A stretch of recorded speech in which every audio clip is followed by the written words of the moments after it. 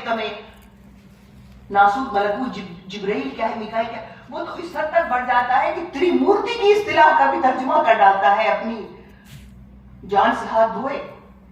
جان سے ہاتھ دھوئے، مگر اس نے اس طرف قدم بڑھایا کہ دیکھو کیا پتا جو ہندو اصطلاحیں ہیں کیا پتا اس کا سنونیم تمہارے یہاں موجود ہو۔ میں تو کیا پتا کہہ رہی ہوں، مجھ میں اتنی جرت نہیں ہے، دارا میں تھی، میں 22ویں صدی میں کھڑی ہوں، اس پہ 17ویں صدی کی جرت کی جو آج مجھ میں نہیں ہے، جو آج ہمیں سے بیشتر میں نہیں ہے، اس میں تھی،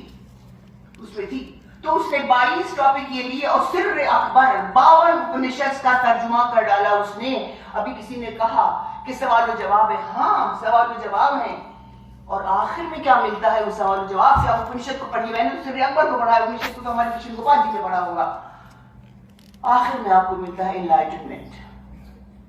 عرفان، جس کو ہم فارسی کی اصطلاح میں معرفت کہیں یا عرفان کہیں۔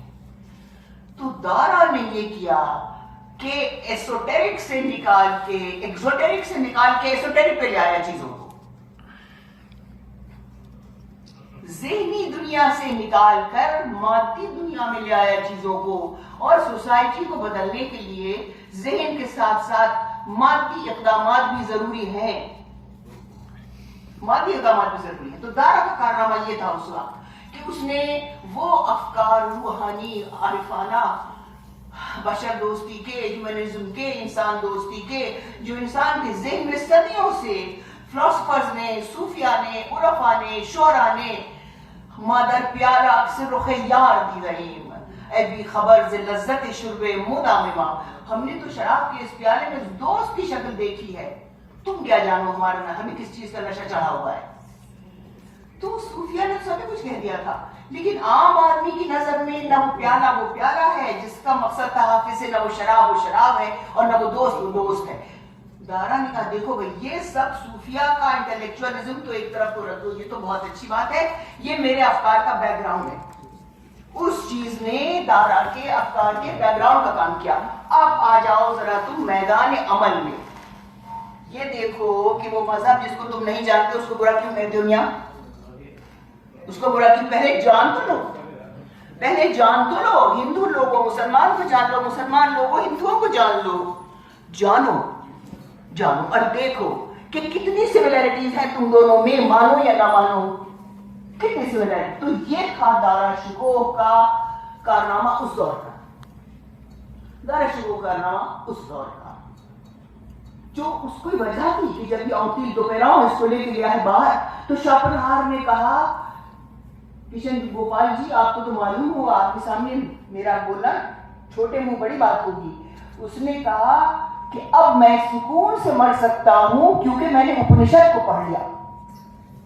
یہ اس نے کہہ دیا، شوپنہاور سچ اے گریٹ فلاسفر۔ اور کیسے پڑھا؟ وہ ہماری فارسی نے پڑھوایا، وہ ہماری فارسی نے پڑھوایا۔ یہ جب باہر گیا، کراس کیا اس نے ہندوستان کی باؤنڈریز کو، تو فارسی کے ترجمے سے کراس کیا اور شوپنہاور تک پہنچا، ترجمہ ہو گیا، اور میکس مولر نے کام کیا اس کے اوپر، اور شوپنہاور نے کہا کہ میں اب آرام سے مر سکتا ہوں کیونکہ میں نے اپنشد کو پڑھ لیا ہے۔ تو یہ کارنامہ تھا اس شہزادے کا جس کو جینا نصیب نہیں ہوا۔ تو اب ہم جو اس 22ویں صدی میں، کیا 21ویں یا 22ویں ہے پتہ نہیں، باہر 22ویں شاید آگے ہونا بڑی بات ہے، تو ہم جو اس دور میں بیٹھے ہوئے ہیں، یہ میں مبارکباد دیتی ہوں کشن گوپال جی کو، اور ہم سب جو ان کے پیچھے لگو ہیں، مبارکباد دیتی ہوں آپ کو میں کہ آپ نے ہم سب میں وہ جذبہ پیدا کیا ہے کہ ہم ایک مرتبہ اس بھولے ہوئے شہزادے کی طرف نظر ڈال لیں۔ ہم یوں تو بہت باتیں یونیسکو میں بھی چلا گیا، کوئی انٹرفیتھ ڈائیلاگ ہوگا اور فلاں انٹر کلچرل سویلائزیشن وغیرہ وغیرہ، یہ بھی تو دیکھ لو کہ وہ کون بدبخت تھا جس نے پہلی مرتبہ اس تکلیف کو رہا تھا، اس سے پہلی مرتبہ وہ تھا شہزادہ بلند مرتبہ پرنس محمد دارا شکوہ۔ اور میں خوش ہوں اور اپنا افتخار سمجھتی ہوں کہ میں آج اس سیمینار میں شرکت کے لیے یہاں موجود ہوں، اور میں شکر گزار ہوں شاہد نوخیل صاحب کی، عزیز بانوں کی، پروفیسر حسن صاحب، وائس چانسلر صاحب کی، اور